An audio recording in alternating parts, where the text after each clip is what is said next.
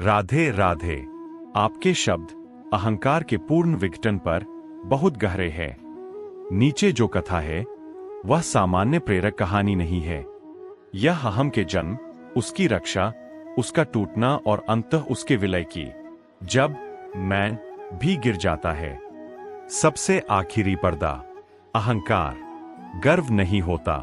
अहंकार यह विश्वास होता है कि मैं अलग हूं, और जब यह विश्वास टूटने लगता है तो मन मौत से भी ज्यादा डरता है, क्योंकि यहां शरीर नहीं, पहचान मरती है।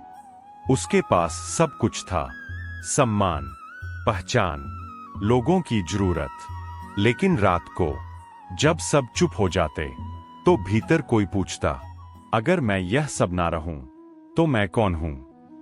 और इसी प्रश्न से अहंकार कांपने लगा।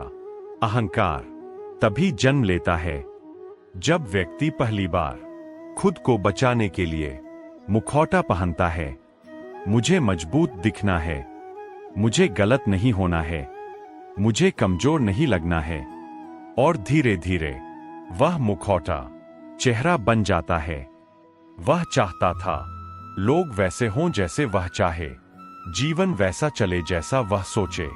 जब ऐसा नहीं होता तो क्रोध आता, हताशा आती।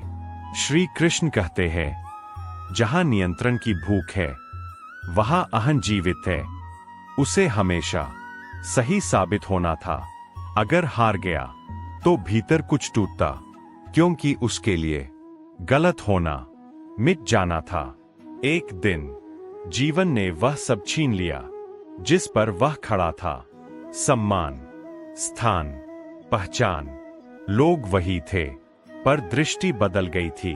और अहंकार पहली बार नंगा खड़ा था।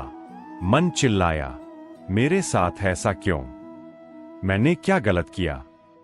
पर कोई उत्तर नहीं आया, क्योंकि यह प्रश्न अहं से पैदा हुआ था, सत्य से नहीं। कोई स्वर नहीं, कोई रूप नहीं, बस भीतर एक वाक्य जो गिर रहा है, वह तुम नहीं हो। अब डर स्पष्ट था, अगर मैं यह सब नहीं हूं तो मैं कौन हूं?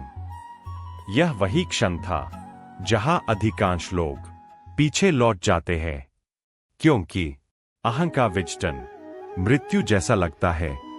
वह अब लड़ नहीं पा रहा था, साबित नहीं कर पा रहा था, भाग नहीं पा रहा था। और यही स्थिति सबसे पवित्र थी। श्री कृष्ण कहते हैं, जहां तुम कुछ भी नहीं कर सकते वहीं से सत्य शुरू होता है। उसने पहली बार खुद से कहा, अगर मैं टूट भी जाऊं तो ठीक है। और यही अहं का पहला वास्तविक पतन था। अब वह देखने लगा। क्रोध आता तो देखता, अपमान लगता तो देखता, और देखता ही रहता, बिना प्रतिक्रिया। अहं प्रतिक्रिया करता है, चेतना साक्षी बनती है। जहां साक्षी है वहां अहं टिक नहीं सकता। अब वह मैं कम बोलने लगा। मेरे साथ, मेरे कारण, मेरी वजह से, ये शब्द धीरे धीरे गायब होने लगे। अब जब कोई उसे नीचा दिखाता तो भीतर कोई चोट नहीं लगती, क्योंकि नीचा दिखाने के लिए कोई ऊंचाई बाकी नहीं थी। एक दिन अचानक सब शांत हो गया। कोई महत्व नहीं, कोई विशेषता नहीं, कोई तुलना नहीं, बस खालीपन, शून्यता। अंधकार नहीं होती, वह जगह है जहां अहं नहीं होता, और जहां अहं नहीं वहां भय भी नहीं। अब वह दूसरों को दोष नहीं देता था, क्योंकि उसने देख लिया था हर कोई अपने अहं से पीड़ित है।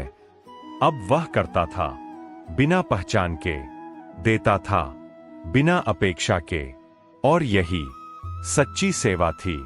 अहं को मारा नहीं जाता, उसे देखा जाता है, और जो देखा जाता है वह टिक नहीं पाता। अंत में कुछ भी नहीं बचा, ना नाम, ना भूमिका, ना दावा। और पहली बार वह मुक्त था। अगर यह पढ़ते हुए कुछ गिरा हो, अगर इस कथा के दौरान आपके भीतर कुछ ढह गया, तो डरिए मत।